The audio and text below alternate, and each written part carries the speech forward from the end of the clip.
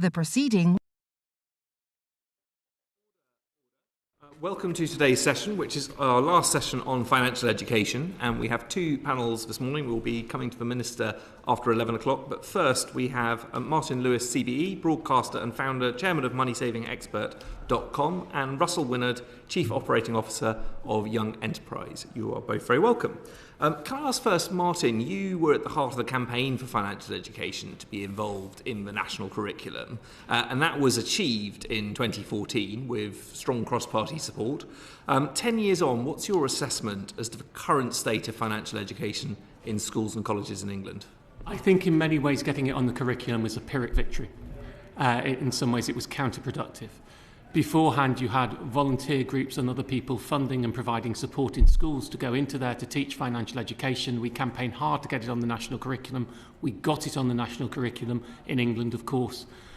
And at that point, a lot of the resources were pulled from those who'd been volunteering in private sector. And then we had the change in the way that schools works, the academisation programmes, the free school movement, all of which means they don't have to follow the national curriculum. So the sort of holy grail of trying to get it taught on a compulsory basis in every school, which is what getting it on the curriculum was about, became self-defeating. It also meant there were less resources put into place. And frankly, the amount of resources the state and government has put in since then have been, well, it's been completely flaccid. I mean, and to a detrimental level. So while I can't say that I regret we won the campaign at the time, I'm not sure it really changed the game in any way, because the rules were changed afterwards about what being on the national curriculum means. And I still think there is a real poverty of financial education in the UK, and much of it comes down to a lack of resourcing for schools, a lack of resourcing for teacher training, and a lack of emphasis being put on this so that head teachers who are already under stretch have the ability and the want to prioritise and make sure that this is being done, which I, of course, for obvious reasons, would say it's an absolute necessity. And some of that challenge in terms of getting resource is about where it sits within the national curriculum as well. What's your view on that, and where do you think financial education should be included if this was something that was being followed by every school? Well, it was me who sat in the room with the then Minister for Education at the time, and who had the sort of cut and thrust debate about we want it to be here, well, we don't want that, we want it here, and we negotiated. And it was a result of a negotiation rather than some great policy idea that this should be split across maths and citizenship. And one of the things I really wanted in maths is that if you do financial numeracy, it should be called financial numeracy so that the pupils understand that's what they're doing at the moment, and it should be using contemporaneous examples. If you're doing credit cards, go get some credit card leaflets or go online and use actual current contemporaneous examples to make sure it's understood this is a practical, general, real life situation. We talked about that. I mean, the split across maths and citizenship isn't a particularly bad one, but what you then need is you need some coordinating body within the school. You need a financial education coordinator within the school who makes sure that those two topics are being married up at the same time. And absolutely understand that anything we want to put into schools, there is something else is going to have to give. Now, the research that we did in the run-up to 2014, and it was very detailed, actually, while there was some pushback from maths teachers many years before that in the early days, a lot of the research we did said that the pupils who were disengaged from maths in secondary school, once you actually do proper contemporaneous financial education, they understand it's practical, actually it's re-engaging and it brings them back in. It's not a negative, it's a positive. It's a positive for maths, not just a positive for financial education.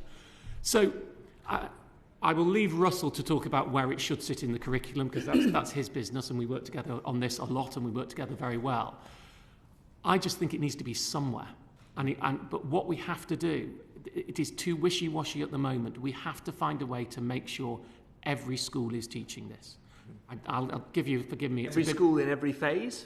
Because we're talking primary, secondary, post-16, or are you focusing there on every secondary integral school? For me, secondary and post-16. I would like it to be in primary. And Russell may differ on that, but that is my view. I think it's absolutely integral. But I feel, and this is a deliberate soundbite, but it is worth saying, payment protection insurance mis-selling, that I was heavily involved in helping people get their money back. £40 billion of that, 40 billion was paid back. Now that was a policy that people shouldn't have been sold and missold, and was done by confusion marketing and deliberate systemic mis-selling by script by Britain's biggest financial institutions. It's not 10% or 1% of that money that we need. If 0.1% of the amount of money that was missold on payment protection insurance was put into financial education, which would be £40 million, we would absolutely, completely revolutionise everything that we have ever done. And we are talking, rounding errors of the amount paid back on just one mis-selling scandal. And perhaps if we put the 40 million in, we wouldn't have the 40 billion mis-selling scandal in the first place. This is about being joined up as a society and making sure that as we live in one of the world's most competitive consumer societies, that companies spend billions of pounds a year on advertising and marketing and teaching their staff to sell, that we try and redress that balance with a little bit of consumer and buying training and financial education for our young people when they are professionals at learning, and that is when they're at school. It's much tougher once they're adults. Teach them when their whole job is to learn. Thank you. I'll come to you, Russell, on this question around the last 10 years. Obviously, Martin referred to the number of outside organisations that were working with the education sector. Obviously, Young Enterprise has been a fantastic coordinator of bringing in some of that outside expertise over the years. Do you recognise that drop-off from the sort of private sector engagement on that front that Martin is talking about? And do you recognise the challenge in terms of curriculum time and curriculum space?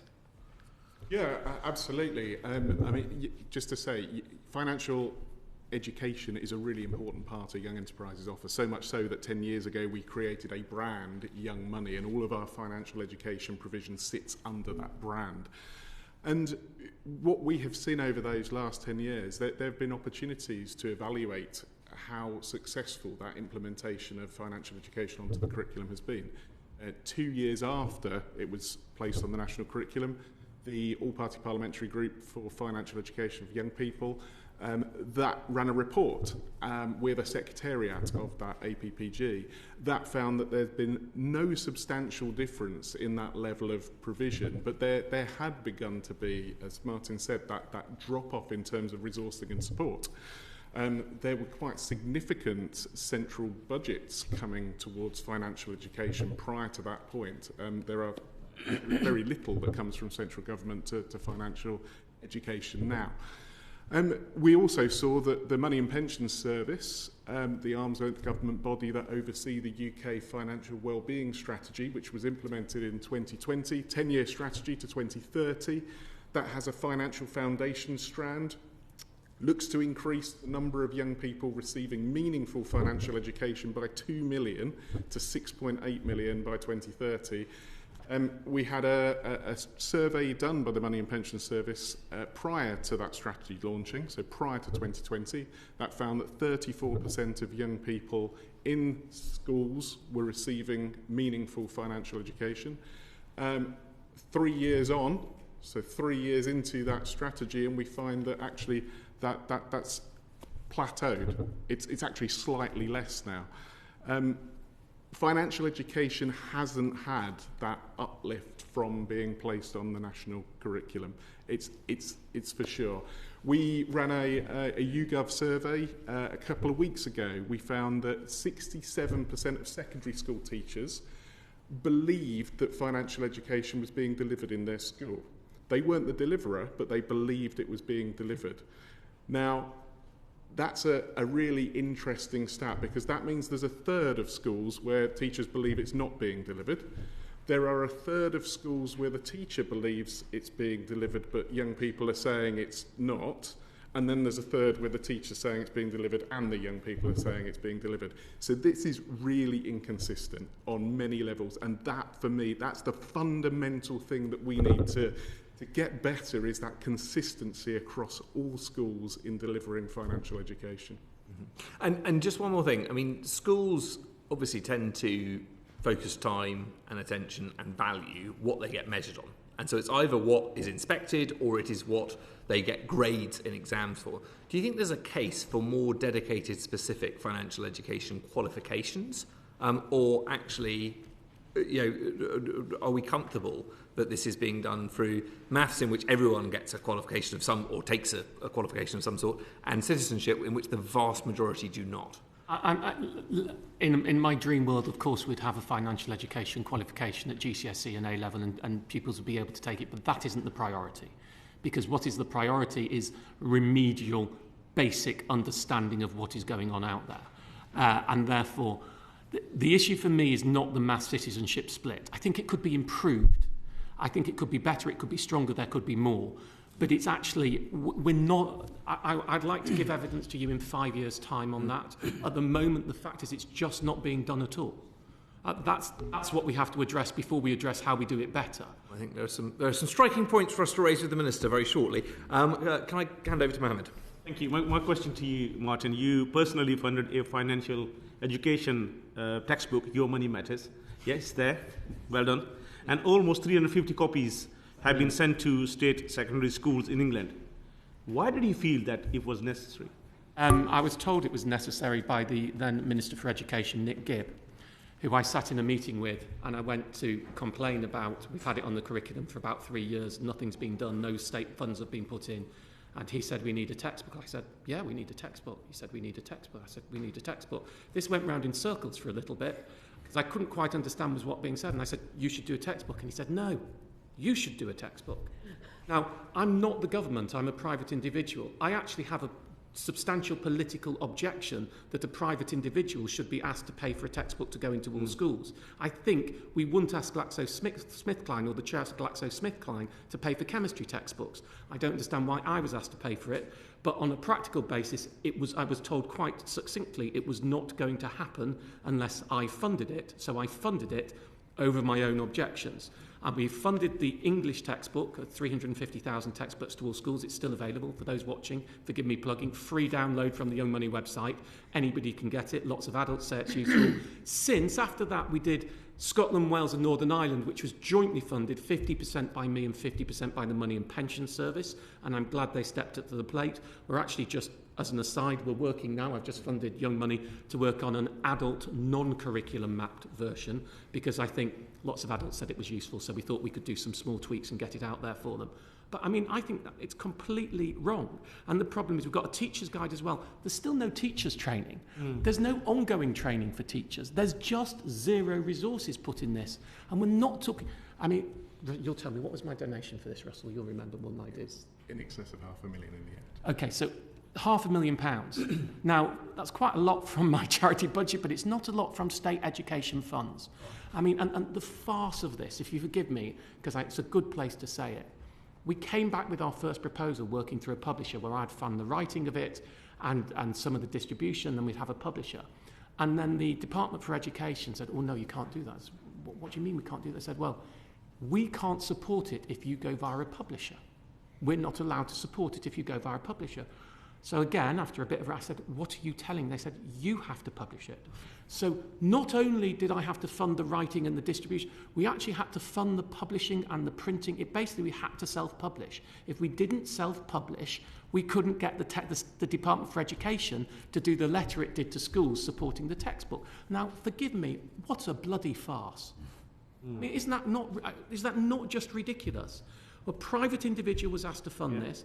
I didn't, very deliberately in the contract of funding that I did with Russell, I wanted it stated that I did not have editorial control, right? Because I thought it was important. I've written a foreword, and because of what I do in my day job, I read it and gave some feedback about things I thought could be nice, but not editorial control.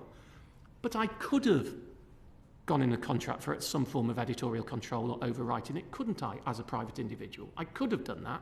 I could have put my stance into schools. I could have used it as a piece of propaganda. I could have done all of those things. That doesn't seem right to me. What kind of response do you get from teachers, pupils and school leaders? I funded Young Money to do it. I mean, because of what I do, of course, everyone's always very nice to me about it. So I think Russell's probably better to ask that for an honest opinion than I am. Yeah, of course. So we've conducted a number of surveys on this, and it's impossible for us to go out, just to caveat, it's impossible for us to go out and conduct really significant surveys with young people. We've focused on the teachers because those are the individuals to whom the textbook has been sent. The very latest suggests that there are in excess of 13,000 teachers who have used Your Money Matters, the textbook. That equates to a very, very conservative figure of 1.5 million young people, but that is really conservative. And in terms of the outcomes, 89% of teachers agreeing that the textbook has improved the quality of their financial education delivery, 88% agreeing that it has increased their confidence to deliver financial education. And that's a crucial one. But teachers, irrespective of the survey, it will come back that teachers are not confident to deliver financial education. And what the textbook has done is it enables teachers to just have that security of being able to read through. I was a teacher myself. I remember doing it with science textbooks. I would have a read through before I went and delivered. In exactly the same way, this can just build that confidence, enabling teachers to deliver financial education themselves, which, if we're truly talking about sustainable financial education, it has got to be teacher-led. There are all sorts of enrichment that can be added in to build that provision, but it has got to be led by the teachers that know their young people, know their ability, know the community. That's really important. And all of that has been made accessible because of the textbook. There are some people who... Sorry. You want to read into the record, if you don't mind. Can I tell you what the chapters are? Because I think that's quite useful to make everybody understand what the textbook's about. So chapter 1 is saving, which is ways to save, interest, money and mental health. Chapter 2 is making the most of your money, which is budgeting, keeping track of your budget, ways to pay, value for money and spending. Chapter 3 is borrowing, which is debt, APRs, borrowing products and unmanageable debts. Chapter 4 is after school and the world of work, student finance, apprenticeships, earnings, tax, pensions, benefits. Chapter 5 is risk and reward, which is investments, gambling and insurance. Chapter 6 is security and fraud, identity theft, online fraud and money mules, all of which are crucial points that children should know about. That's the English textbook. It's nuanced different in each of the, because it's curriculum mapped in each of the other nations, but that, I think, gives you an overview of the breadth of information we're talking about. Lots of practical examples and the teacher's guide that goes with it. Now, all these were free, sent to schools. I mean, it's the right thing to do, but you still want to teach teachers how to teach it. There are people who think that there's no shortages of resources. And they're saying the problem is that teachers are completely overwhelmed because they have to choose from so much. What's your view? Well, I'm not going to argue with teachers if they say they're overwhelmed, because I think they're the ones that know. I disagree. I think there is a shortage of proper curriculum-based resources. There is only this textbook. There are lots of after-school clubs and volunteer groups and wonderful organisations that do great forms of financial education, and I think all more power to their elbow. But ultimately, to do this properly, you need a universalised financial education that is taught in every school, that is on the curriculum, that is taught by the professionals in teaching, which are the teachers, who are properly resourced, who are properly educated themselves and get ongoing teacher training to keep up with it. And I do not believe the resources are being put in place to do that. I don't think schools or head teachers feel the resources are in place to do that. Yes, in some of the young money brilliant centres of excellence where the head teachers are making it a priority. And it is worth noting that parents and the general public, I did another, it was only a Twitter poll, so it's only self-selecting, 96% support. When we did proper polling before 2014, it was 98% of people support this. And it is ridiculous the way that so many parents all they say to me is, I wish I had that. I wish I had that. I hope my kids get it. And we need to remember the one counter argument to this is it's a parent's responsibility. Well, that's great for my daughter, because it'll go pretty well, to be fair. But what all you do then is you perpetuate a cycle of the financial no's and the financial no-nots. So your wonderful work didn't stop at the school level. You also work in Open University and teamed up with them to provide free... So on my website, we have the Academy, I like to call it, which is the MSc Academy of Money, jointly with the Open University, where we have totally free 6 two-hour courses where you can go and self-qualify to teach yourself more about finance. And frankly, half of my life is financial education on my television. How's that going? Academy, it's very popular. It's very. I can't remember the numbers. It's probably in my briefing pack somewhere, but I'm not wearing my glasses. So, but I mean, I think we're in the high tens of thousands of people who've taken the course, and people love it. There is an appetite out there for this. People feel ill-educated. They know that they have a lack of financial capability. They're scared. The lack of financial capability does more than just making people disengage. The problem with the lack of confidence, even when you try and engage, and I know this from lots of data in the work I do, is people never take the final mile. You know, when I go and used to do roadshows, 2/3 of the question I get were what I would call permission questions. There were people who'd done all the reading, done everything they could, but they go, should I do it? And it's that lack of the lack of making the final decision, and people in the end, they just don't do it because they're too scared, and they're far happier to do nothing than to take a decision that they may regret later because they're worried about it. And our entire society, our economic structures, our personal finance structures, you know, what we're going in the middle of a cost of living crisis, this echoes violently in a path down all of it. We are not talking education here today. I also chair the Money and Mental Health Policy Institute, right? Money and mental health are so intricately linked.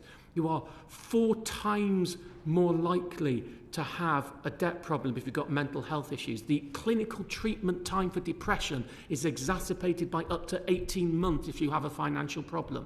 We have to be very careful not to think, well, of course, what we're teaching is financial education. This is absolutely, in a capitalist consumer economy, at the core to individual well-being, financial capability, financial knowledge, and living in a good society. So even though it may put extra pressure on teachers, I think we need to work through that. I think we may need to give them the resources. I think we need to encourage head teachers. That wouldn't be a reason for me for not trying to push ahead with it. On which point I want to bring in Flick. We're going to need to make some progress, I'm afraid, Mohammed, because So just going back to the teachers then, who is best to provide it? Is it external providers, or you've just said it's best to be teachers? In which case, what sort of teacher training and how do we give that? And should we have specific teachers delivering just financial education, or who should be delivering it? Look, I'll give my answer before Russell, but this isn't rocket science. We're not asking them to become a professional money-saving expert, these teachers. Right, we're talking maths teachers. Maths teachers are perfectly capable of understanding financial numeracy. We're talking PSHE with good resources. We are talking remedial, getting kids up to a decent start point. I don't believe I've ever met a secondary school teacher who isn't capable of doing this. You know, it is just about putting the resources and the teaching in place. So it's in the curriculum. I think as it's in the curriculum, it'd be great to have guest people coming in to help, but I absolutely think it has to be the teachers who are teaching maths and citizenship who are doing this. But we've heard from various sources that teachers aren't confident in walking into the classroom and teaching financial education. Well, they would be, because there are no teaching resources, no teacher training. It's not in teacher training school, and there's no ongoing teacher training. It's a vicious, until we break that cycle. I promise we could you give me 1,000 teachers who are in these subjects who aren't confident. They come and spend a day with Russell and myself, and they'll walk away full of confidence, right? I will happily do it for the state for free if the resources are set up to put in a teacher training conference. I'll pay my own transport, right? But we have to start resourcing the training of this. And I understand teachers, of course they're not confident. They've never been taught to do it. Of course they're not confident. Can I just, on that teacher training, we train around 3,500 teachers every year. And to put that in perspective, around 216,000 secondary school teachers. So it's a very small proportion. The training that we provide is from a half day to a whole day, no more than a whole day training. And it used to be in person, now potentially it's hybrid, so it's online. But the impact of that teacher training, just that half day, so maybe 3 hours, 6 hours worth of training, that enables teachers to increase their confidence. They're far better at being able to develop and deliver appropriate financial education for the young people in front of them, so they can adapt it accordingly. And University of Edinburgh Business School did a big research piece on our teacher training, and they found that the impact of training teachers just for that short period of time began to have an effect. It continued to have an effect 2 years on. So they developed their training, they developed their ability, their pedagogical practice, and they were still delivering financial education that was of better quality, consistency than without training. So it doesn't have to be huge amounts of training. It can be relatively small. To Martin's point, it's not rocket science, and this is about confidence. and understanding that financial areas that we're expecting young people to be developing, whether that's secondary or primary. We've got some planning frameworks that have learning objectives for young people from age 3 all the way to age 19. If a teacher can understand what those areas are, how it can be delivered, and what further support there is, which is really important. There are great organisations out there who support financial education. I sit on the Youth Financial Capability Group with some of them, My Bank, Money Charity, Red Start, Just Finance Foundation, all really committed to delivering financial education. But I will come back to my earlier point. It's got to be driven by the teacher. The teacher has to have that oversight of what is being delivered because they know the young people best. I mean, we've just done a teacher retention and recruitment inquiry, and, you know, the workload is massive, and I think that's part of the issue. So trying to give them a day off to go and do financial education or whatever, which absolutely is fundamental. So I agree with you on this. I wouldn't call it a day off. It's not a day Sorry, off. But I would also say, frankly, if you want recruitment and retention of teachers, then it's quite useful to give them financial education as well. Yeah. And when I went into school, when I first started this back in, I think it was 2008, I did a programme called Teen Cash Class, where I taught a group of kids for a day before this all came off. And the person who we sent the kids home to save the parents' money, but the person who saved the most amount of money was the teacher who sat at the back of the class to supervise. So I'm not sure that I think teachers might appreciate it. There's nothing in here a teacher shouldn't know, and if they don't know, it would be a useful course for them. Okay. And then what about, outsourcing financial education to external providers? You have very clearly said that it's teachers the best to provide it. But if there is a shortage of maths teachers, which there is, and and teachers are unable to do that, where do you see external providers coming in, and who would they be? It's part of that picture of provision. The teacher ought to be at the heart of building that provision, but that provision can consist of tools and resources that the teacher use in their school. It can be professional development, it can be in-school support from other organisations.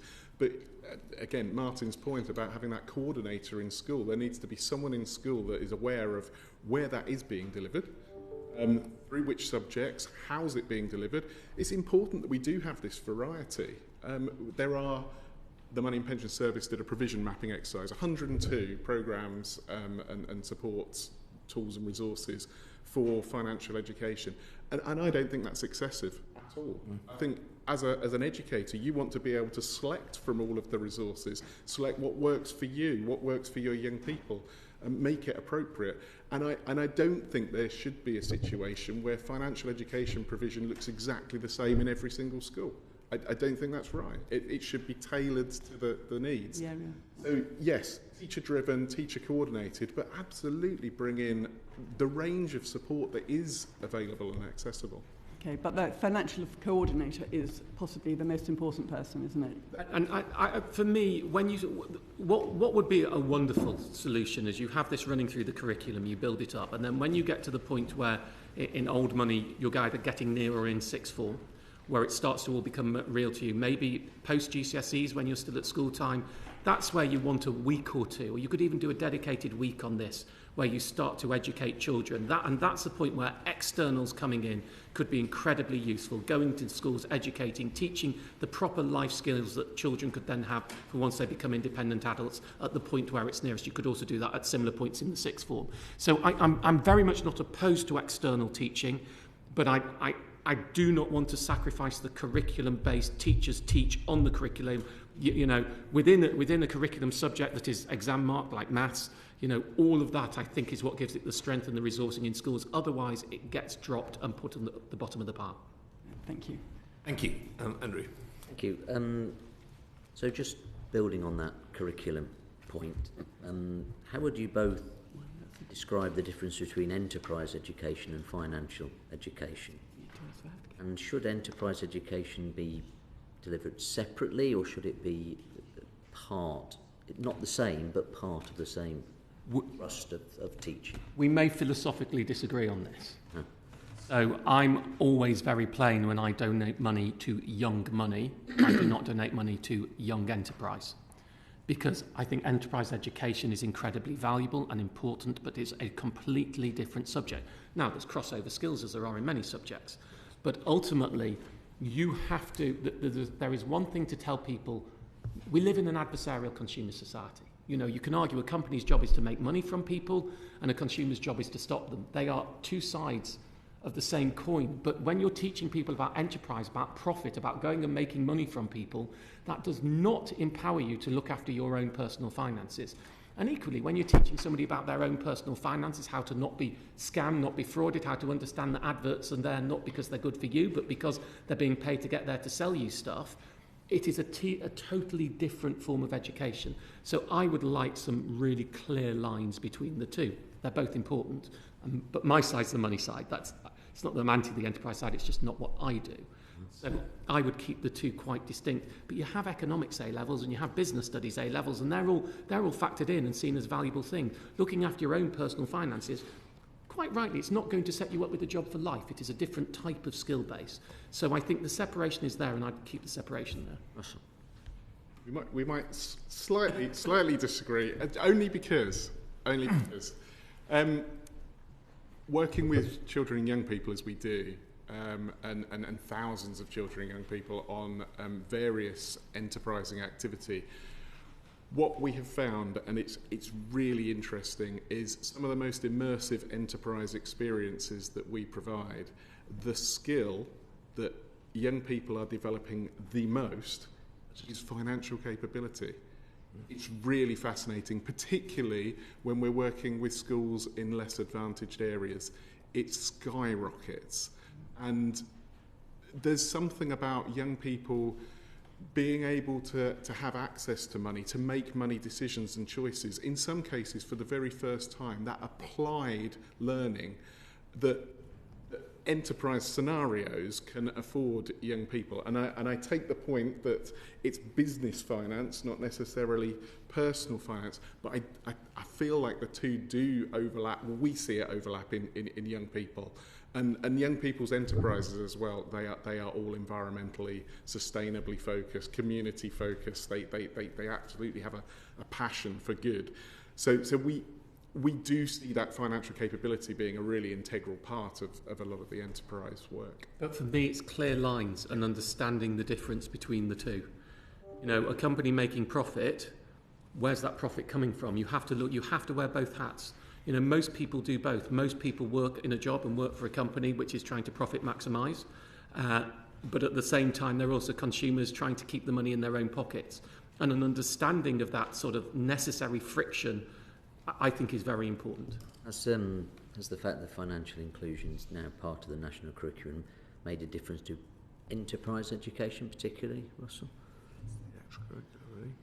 Great question. I don't necessarily think that it has. I think there's a great opportunity there because they are inextricably linked, and also careers as well.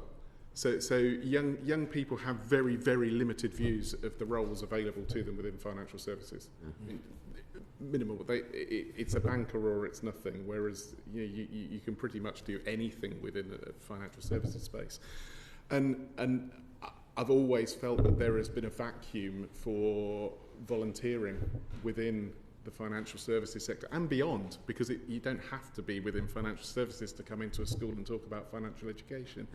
But that role model, that aspirational piece is really quite important. We know it's important for careers development, but I think it's equally as important for financial education, and we haven't got that working quite yet. Thank you. Can I just ask, you both mentioned the link there with careers and that side of things. Obviously, we completed a big inquiry on careers, education, information, advice and guidance. One of the things we were looking at within that was the Gatsby benchmarks. They are at least producing something which is measurable in terms of this and being measured, and therefore schools are being encouraged to engage with them. Do you think there's more scope to link those to financial or indeed enterprise education and to actually achieve some of the measurable outcomes through marrying it into that process? I think there are, for sure. I think it's... I think it works for both, for enterprise education, for financial education. That engagement with employers piece is really important. That experience of work is also really important. And again, financial capability and an individual being financially capable, it's inextricably linked to the world of work. But there's something to Martin's point about preparing people for that world of work and supporting them is understanding that when you get your payslip, you're not just getting all the money that's in your salary, but it is being divided between the tax and the pension and everything else. And I think that's something which universally, the education system has not failed to equip people for. The education system hasn't. I think universities have singularly failed in explaining student finance and how it works. We educate our youth into debt, or at least into what we call debt. I would argue it probably isn't a debt, but that's another discussion. And yet we never educate them about debt. And then I think employers, people don't understand their paychecks. They don't understand that their tax code number is their responsibility, not their employers. And people feel it's derogated up to the employer, but it isn't. So right across society, we don't do this well enough. And by actually starting this in school, you think of the benefits that you have, but also the employability of young people. Because, whatever industry you are, actually, there's very few jobs that don't involve some idea of budgeting, right? Or at least understanding that you have a budget and you have to stick to it. And so, while I would still want those clear lines, I do think there are very transferable skills from looking after your own personal finances to then going and looking after your employer's finances once you get there, and understanding what an interest rate is. I mean, that a high APR is a bad thing.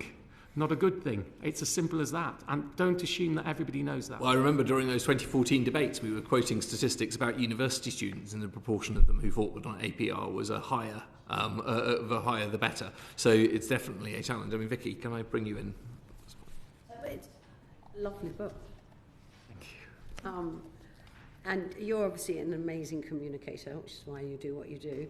How do you find best to communicate with young people? Because obviously picking up a textbook might be something that they may do in school, but a lot of young people will communicate in other ways as well.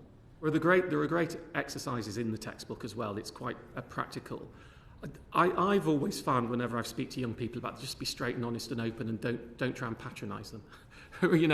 Just talk to them how it is. Now, sometimes they won't. Pensions are tough to engage a 14-year-old in. Let's be honest, so you need to keep that pretty simple. But mobile phones and car insurance are a lot easier once they're getting in the higher teens. But I do think it is worth my philosophy on this, and my philosophy on the whole of finance for adults as well, is it is very difficult for everybody to teach everybody the answers to anything. And you can't, and I'm still learning every day and still researching and working myself. What we actually have to teach them to do is understand the language and understand what questions to ask. And that is really the point of financial education. To know that there are questions to ask and to try and help figure out what the questions are so that you can navigate a path through it. So even though there's a lot of practical stuff in there, even if pupils don't retain it, as long as they understand, there's a level of natural scepticism that you have to give them. That when somebody says this is good for you, you have to ask who is saying it's good for you, and are they acting from your interests, or is it a debt crisis counselling agency that only has your interests at heart, or is it a bank whose job is also to sell products to you? And that's all part of financial education. And I think those honest, straight conversations work very well. Given that but I don't go into young schools people in the way that I know spend a lot of their life outside school on mobile phones and not necessarily reading books. Should there be more of this information available in online formats? If we go back to the original of the textbook, the Minister was very keen that there was a textbook. And when we talked about maybe we should do budgeting via digital, no, budgeting needed to be done on paper. And so there was a little bit of to and fro on that. I don't disagree in what you say, absolutely. I mean, I still think this is... Recommend that as a committee to say... look, digital engagement and digital inclusion is a core part of any form of financial inclusion and is absolutely integral to it. I think the textbook works well because I do think having something... It's also democratising. Everybody can have it. It's free to schools. They're all available in there. But that doesn't mean there shouldn't be supplementary ways to do this, and many of the exercises couldn't be digitised. But, maybe the state could pay this time, not me. I hear that, but we can make recommendations at this time about Absolutely. that sort of thing. We could make recommendations about more digital means available for young people? Sure, Young Money would be delighted to build it. You're the expert. Absolutely, look, everything. I came up with we want teacher training, we want ongoing teacher training, we want proper textbooks for schools, we want apps and games and things that people can play that give financial education. We need a rounded, funded way to do this, and we're talking low numbers, millions of pounds. You're not talking hundreds of millions. But I mean, Russell, he's the educator, the teacher, not me. I'm going to carry on if I can. One thing, and I've got a couple of constituency cases around tragic cases of young people who've been groomed into either becoming money mules or groomed into county lines. We'll give you loads and loads of money if you do this for us, and they've ended up in one of them in a young offenders institution. So not only lost their money, but lost their independence and nearly lost their lives. So I just wonder within this if more of that risk should come earlier on rather than page 136, that real risk of this serious criminal activities. And there are resources that will focus entirely on that area. So Stop Loan Sharks have a resource, great resource. We provide a quality assurance piece called the Quality Mark. So organisations that come through it will review it. It's got the quality mark of that good standard. And I think there is some of that variety around that you speak about, that digital resource. I think the biggest challenge we've got at the minute, so there's 102 different products, making them as accessible as possible to teachers and other educators. Because some of the learning is that learning that is best within the home. So parents and carers, how can parents and carers become involved in that financial education in a meaningful way that complements maybe what is happening in school? And a lot of charities and different organisations, banks have suggested that needs to be practical as well as theoretical ways of teaching people. What's the best balance to get here? I love the exercises within the back book, which are quite practical exercises, but for me, it's a fairly equal balance. There are some things that you just cannot do in school. It's not practical to do in school.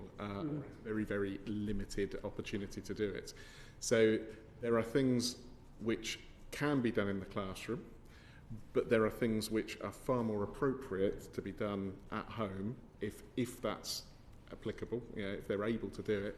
If you can combine the two, the biggest influencer on a young person's financial capability is evidenced as their parents or carers. The second is their teacher. So these two really do need to be coming together. There's a primary programme that we operate called Money Heroes together with HSBC UK. That is we built that so that parents and teachers could connect around the one young person they have in common. And there could be things that happen in school, in the classroom, and there are things that happen at home.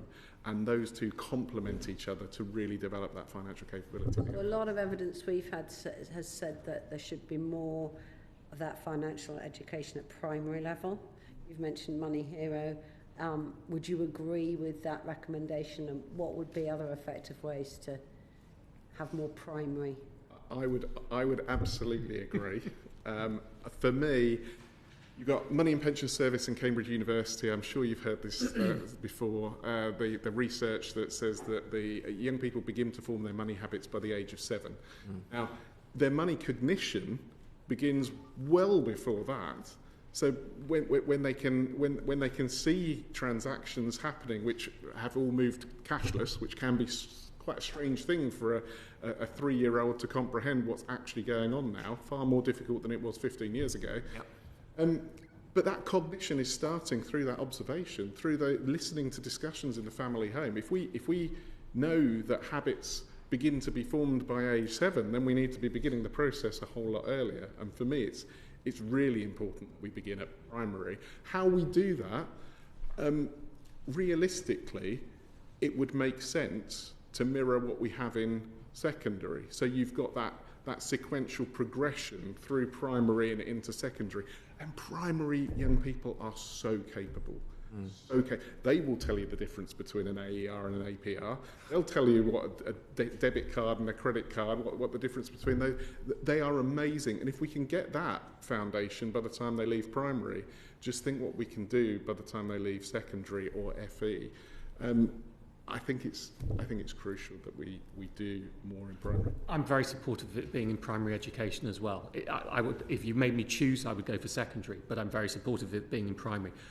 On the money mule thing, I think there's a certain... What you have to understand is the situation we're in. We don't really have state support for this.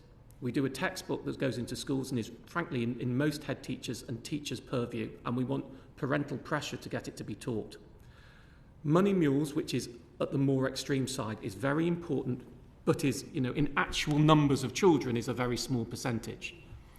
If you start a textbook on money mules, all the parents who are supporting this at home, who are wanting their kids to learn about saving, investment and debt, they're going, what the hell is this? Yeah. So it's about, you're right, it needs to be taught, but there are different risks for different children in different schools. And I think I totally get why with your constituency and you feel passionately about it, as rightly you should. I would say we're probably in the right order. And to that point, actually, the fundamental lesson, which applies to money mules as to many other things in marketing, is if it sounds too good to be true, it probably is, and understanding how to work that out financially is probably the capacity you need to build. That's what the textbook is about. If you go to my questions, not answers, it's not just what you teach them factually. It's starting to build the decent, sceptical consumer brain, which is what you need to survive. The textbook takes you through that.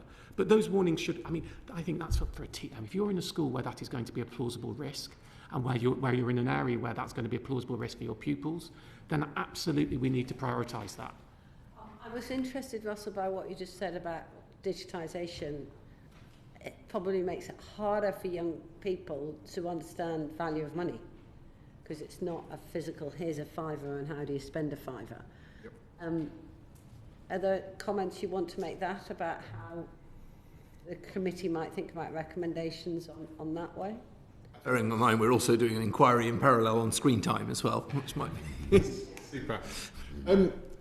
I think it feels a very nuanced difference to some of us who are quite used to just tapping out with a watch or a phone, but actually from a very young person's perspective, it's incredibly different, and from a parent, carer or educator's perspective, it adds a number of additional steps into what that story is. How do you dig into what's actually happening there? To the digital piece, I think one of the opportunities is for young people to begin to understand that in an applied way. If there were some sort of freely available learning tool that young people could use to understand that cashless process and see what's happening, so that there is an account, it is taking money from that account, because it's far less, as you say, it's far less tangible. So yes, it's an important area. It's created more of a challenge in that financial education space, and I think in terms of things like saving as well. We've seen a movement since the cost of living crisis. We've seen a movement back to jam jar saving, where you literally have on your mantelpiece the jam jars for different things and cash put in there. Well, that's because it's far easier to see. It's more tangible. It makes more sense. We need to use that principle, but young people are going to grow up in an age where everything is digital and cashless. One of the problems for young people that I hear through parents is understanding the difference between real money and in-app money. So, the number of children who are playing games where they're spending money and then suddenly that converts to in-game currency, to real currency, paying for in-game currency and paying for things. The in-app purchases is a real issue, and there is a confusion out there amongst young people, and that's one of the problems with digital money. In the old days when you had cash and you had money in a game, well, the money in the game wasn't real and the cash was real. Now the two things are very similar. Easy to get. And there are a lot. How systemic an issue is this, and is this something that this committee should be making a recommendation on? Well, look, in-app money. In-app payments and security of in-app payments for children. It is. I haven't done a study systemically. I have a mailbag like you do. So I'm just looking at the constant mailbags that parents get in touch and say, my kids just spent this much money, I didn't know. And you say, you know, and let's be honest, you can say don't let them have your PIN code, but kids are very, they're better digitally educated than parents. They see it, they know your PIN code without even having to look at it. That's just what they do. Yeah. So we know how that works.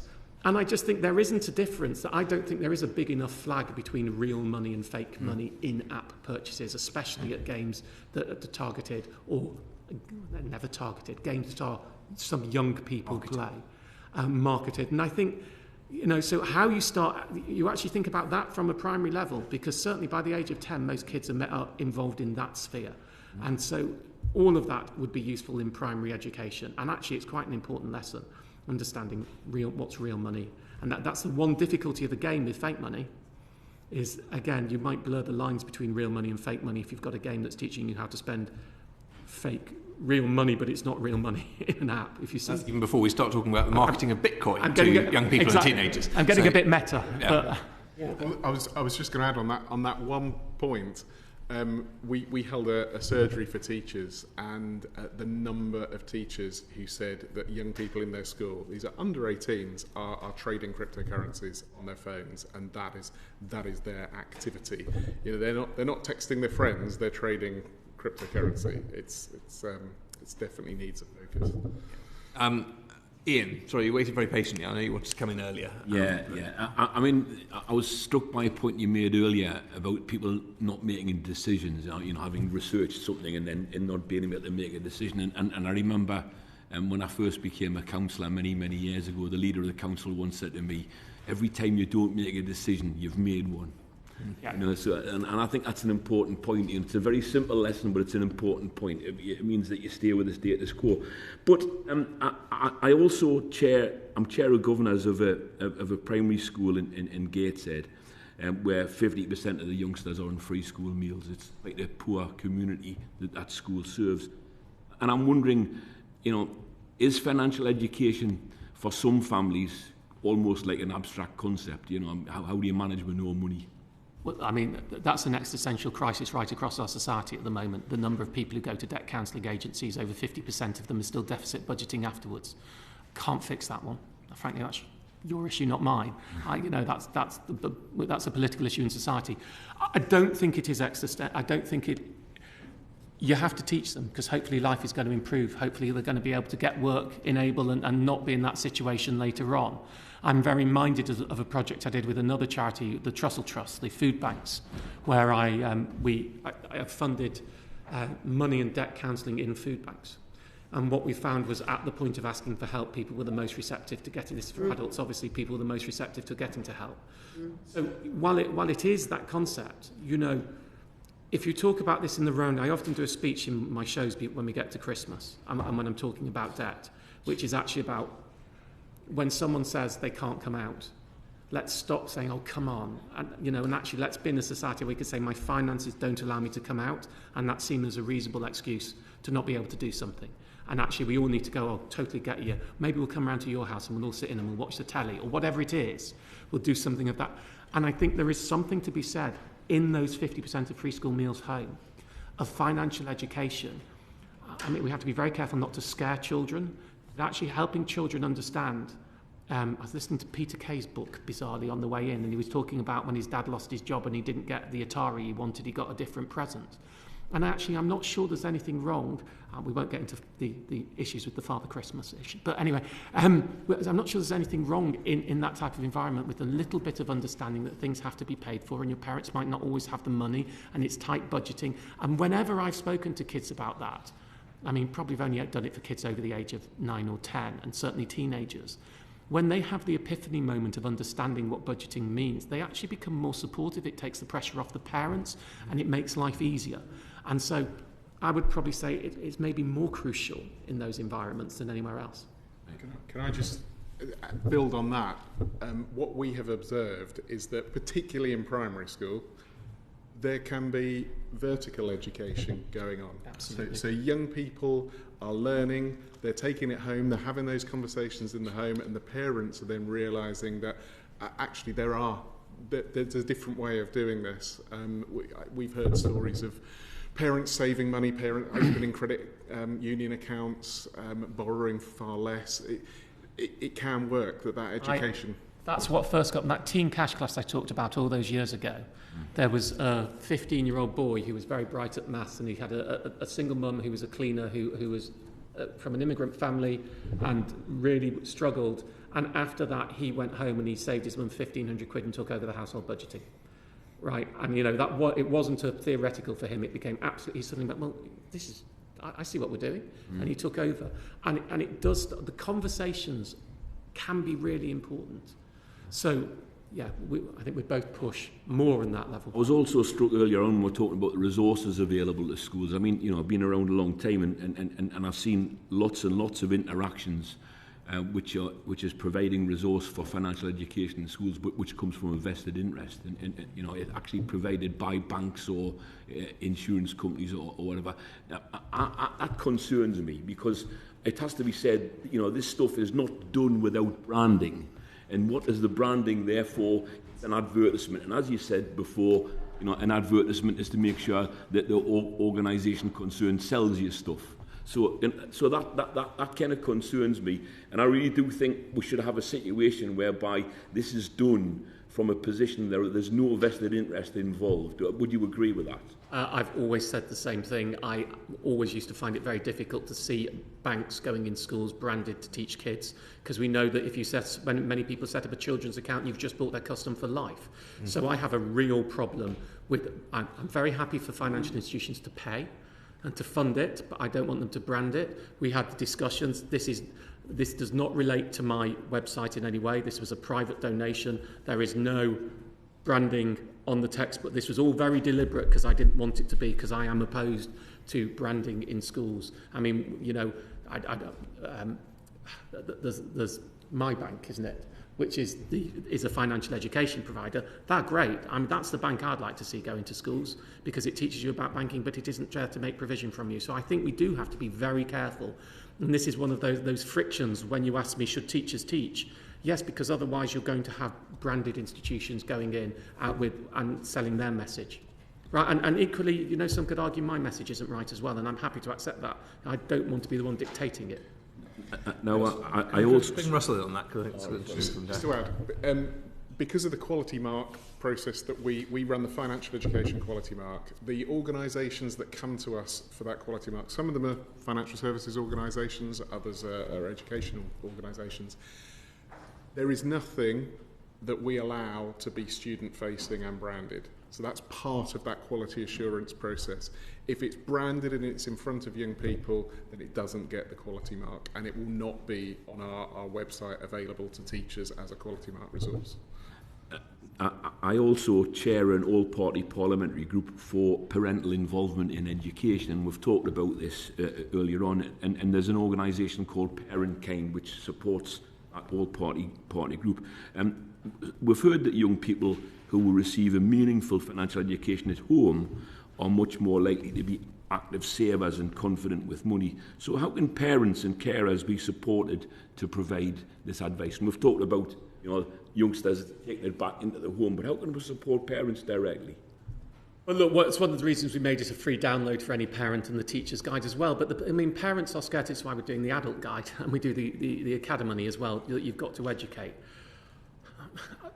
I mean, maybe it's like, my honest view is, of course we can put the resources in, and the parents who want to do it, they will find a way and they will do it. There are resources out there. I just want to be... I worry about the reliance on that, because there are just many parents who are too scared, who don't have the time or don't have the capability to do it themselves. So while it's really great, I think we need to make sure that we're putting as much provision that we can make universal to everybody as possible. But I mean, there are great resources, and we're building more great resources for parents to be able to help their kids, and the textbook helps. When we put the textbook out the first time, the number of parents who came back and went, I've learned so much. You can imagine, because it's just really straight and factual and takes people through it. So there are good resources out there, and I'm sure that Russell has many good resources for supporting parents, but I just don't want us to be reliant on that. Okay. And finally, what should the government's priorities be when it comes to improving financial education? We've kind of gone through a lot of it, but in a nutshell, what do you think? Making it happen. Making it happen. Okay. Yep. Consistency and assessment. So how do we know that it's having an impact?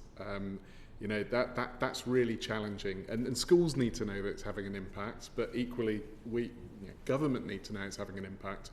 We're not subscribed to the OECD PISA study into financial literacy in the UK. That would be a fantastic position for us to be in so that we can benchmark against other countries. And earlier, Martin, you gave a figure for how much you could really launch this with. And now that the minister's sitting behind you, why don't you repeat the figure? So I said if we put in 0.1% of the amount of PPI that was missold, which is £40 million into financial education. And as the Minister is in the room, I will go back. I funded this textbook because the state wouldn't and told me it had to be funded by an individual. That is a political failing. I could have put bias into this textbook. We need proper textbooks, digital resources, we need teachers to be trained, and we need ongoing teacher training. And the impact on our economy, the impact on mental health, the impact of capability of young people, the impact on employability of young people would be manifest. And the 40 million is not a costed figure, and I know that's very important. It is not a costed figure, it is a totemic figure, but I think those are the scales of magnitude we are talking to be able to have a radical difference. If you gave young money £40 million to go and sort all this out, you could do a hell of a lot of good work. And I think it should be you, the state, or all of us, not reliant on private individuals, whether they're well-meaning or not. Right, well, thank you. I think that's been a very useful session. I think, Vicky, you were taking me to task for keeping sessions to time. So seeing as we have the Minister in the room, I'm going to bring him on. But I'm very grateful for your evidence, both Martin and Russell. Thank you. The proceeding is currently suspended.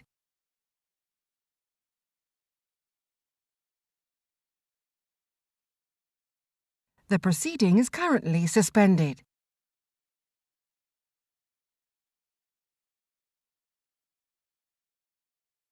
The proceeding is currently suspended.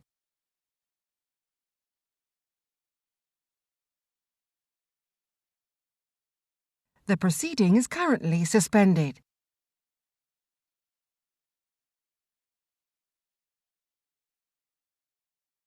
The proceeding is currently suspended.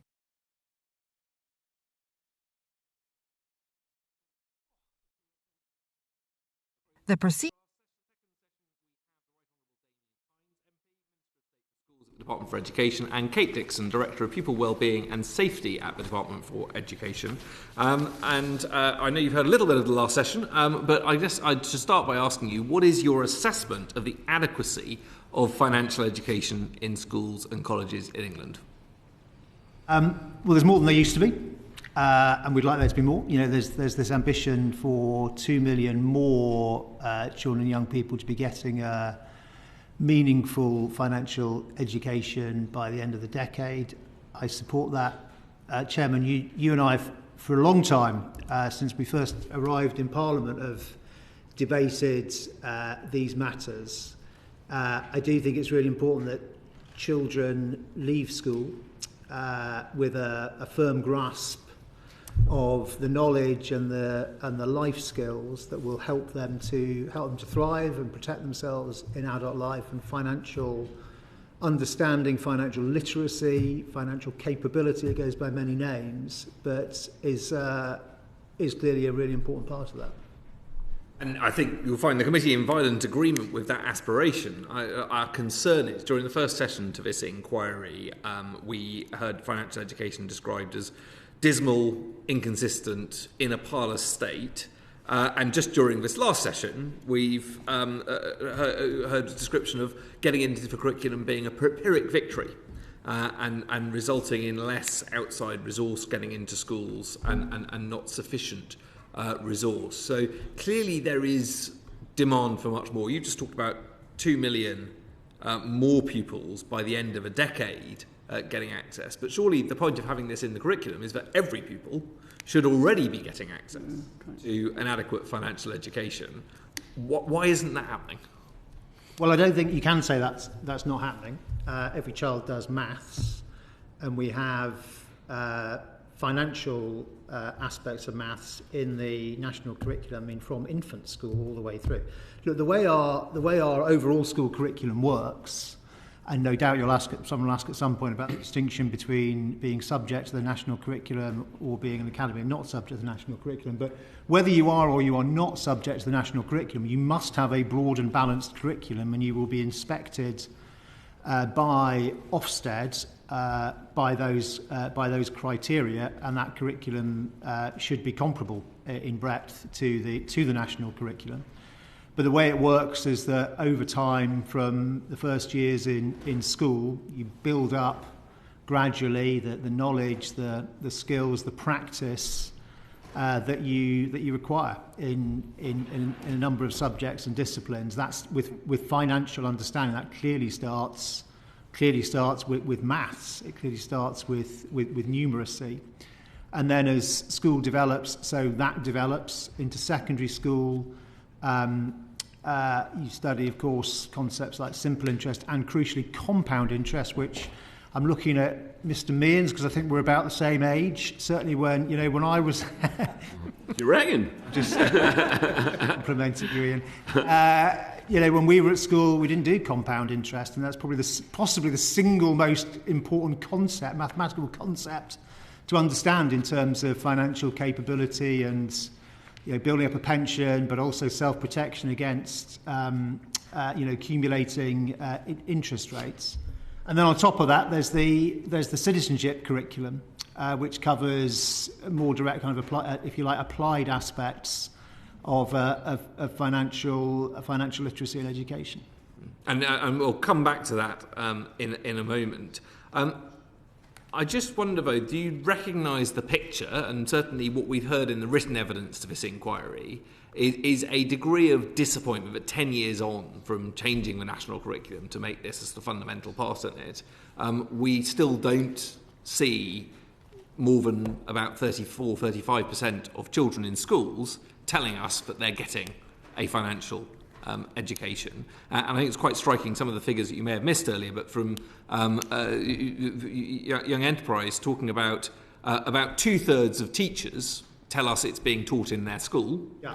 About 1/3 of pupils tell us that they're being taught financial education. Well, not quite. Those figures feel a bit too low. Not quite, Chairman. I think what's tested in that survey is it's a thing called recalling having had a meaningful financial education. That requires two things. First of all, to have recalled it, but also to determine it to have been useful. Now, you could probably ask a lot of children if they'd had a meaningful education about the Vikings, and you might not get the same answer as you would get from teachers.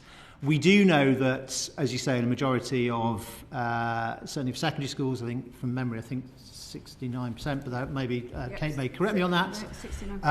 In secondary school, a smaller proportion of primary schools are covering money management, money education specifically. But look, I'm not getting away from that. I want, as I said earlier, I want there to be more financial education. I would like for kids to say spontaneously they had remembered it and had found it useful.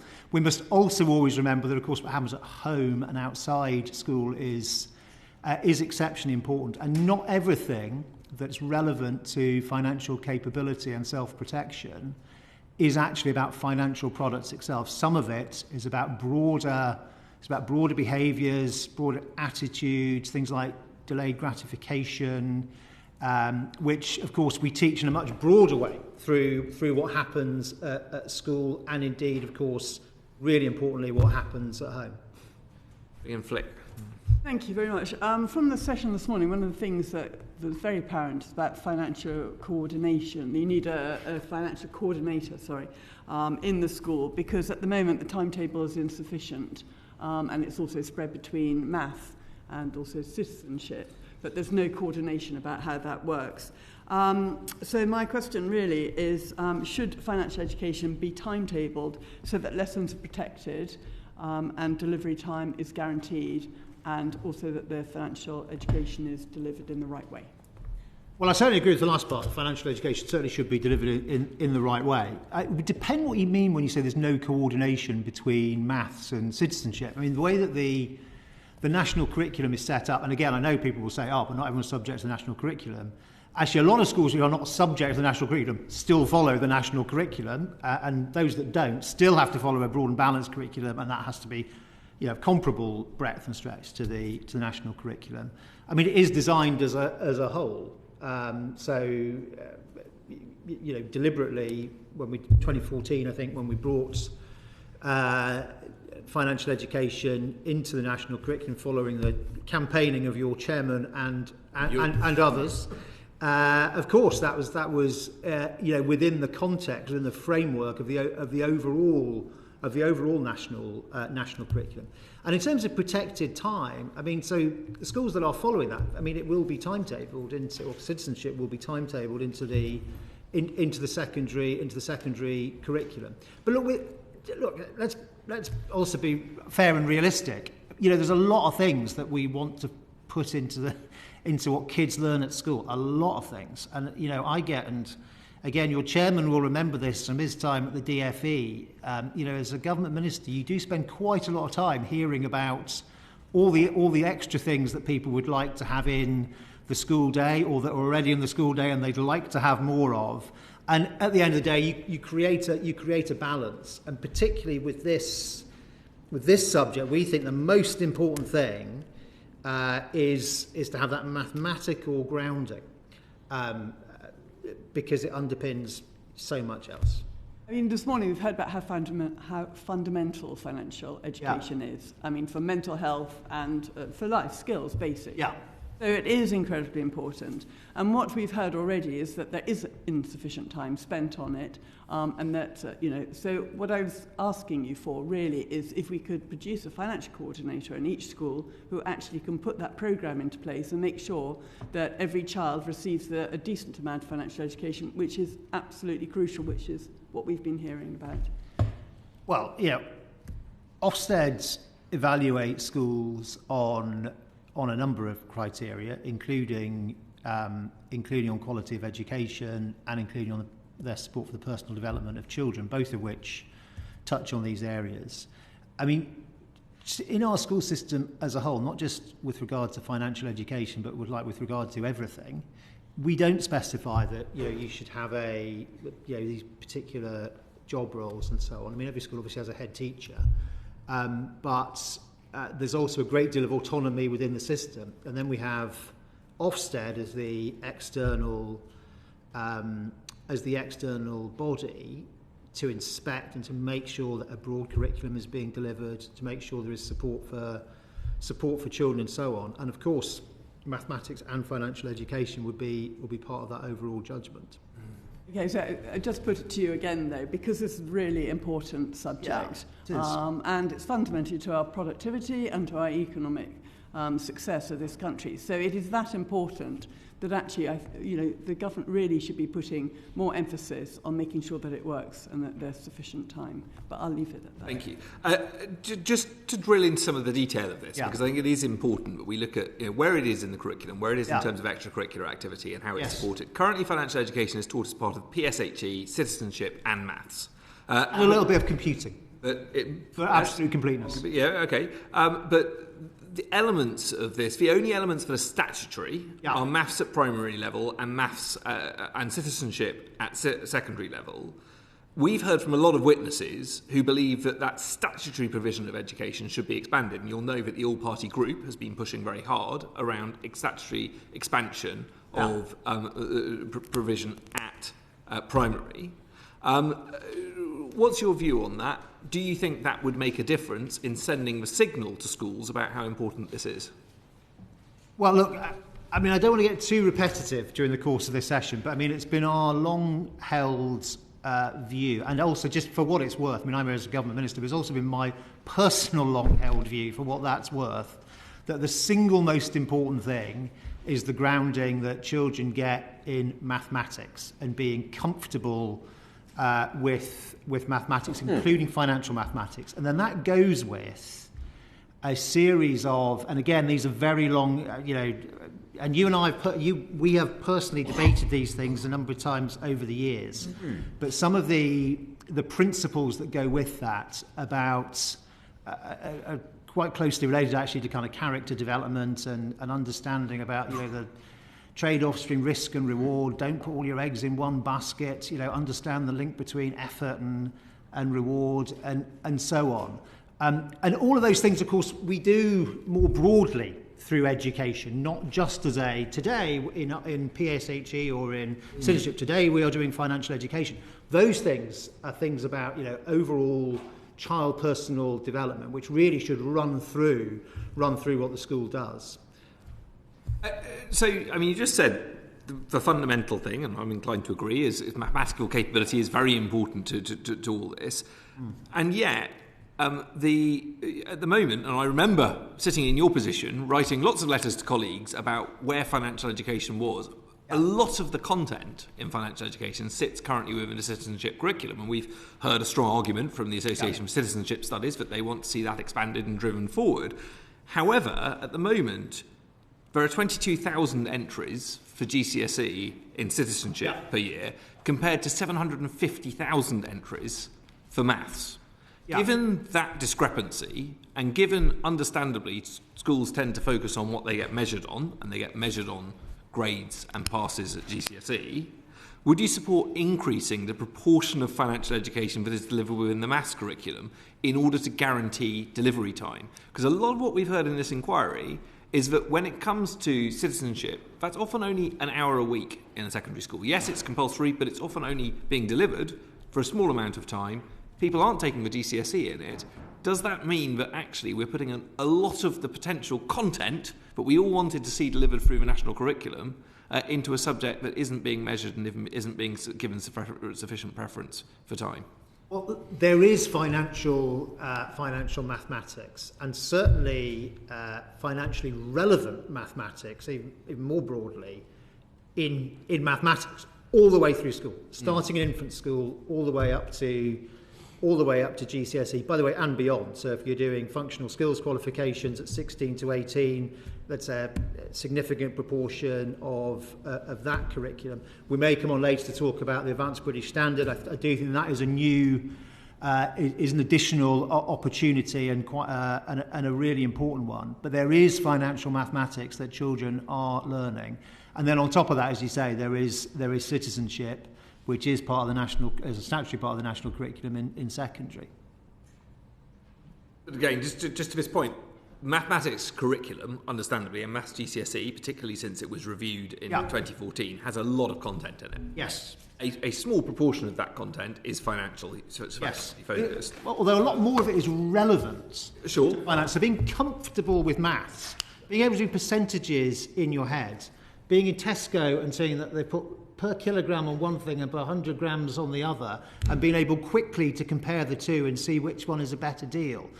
You might not call any of these things financial, education, but they're all very, very relevant to not being ripped off and to being able to, find your way through life, taking competitive financial products and providing for yourself. I don't deny that, but what we know, and we have plenty of evidence from other inquiries that we've done, that around 30% of people do not get a pass in maths GCSE. Yeah. Of those, the vast majority, even when they do multiple retakes, do not get that grade 4 in maths GCSE. Wouldn't it be better for those people to be getting support to take a qualification in numeracy and financial literacy rather than repeatedly running at the same hurdle and not getting a pass in maths GCSE? Well, Robin, as you know, there are different thresholds for what will happen at 16 to 18 if you don't get that GCSE at that grade straight away. So if you miss by one grade, you would be redoing GCSE, but if you miss by 2 grades, you would not necessarily be doing GCSE, and you may be doing functional skills qualification. And that's what I was referring to. And there is a significant part of that content is, because it is about trying to focus on the day-to-day maths. It's not only about financial stuff, it's kind of what you would need in your job. And it can vary depending on occupation, but it will also include financial maths. And I think the committee has previously expressed views in our post-16 qualifications inquiry, for instance, but that needs to be scaled up. And I know Robert Halfon, having discussed this with him, agrees from his position as skills minister. Sure, I hope there is an opportunity to scale that up. Sorry, just before you move on, look, I think the seam that you are mining there is a rich one, and there is more focus now on maths to 18 for more young people and for everybody. And so, I mean, just to be clear, I'm not sitting here to try and argue against the points that you and the committee are making. We really welcome the fact that you're doing this inquiry and really look forward to hearing what you recommend as that system evolves. Can I come to Ian? I was 12, Damian, when you were born. Yeah, I kind of knew that.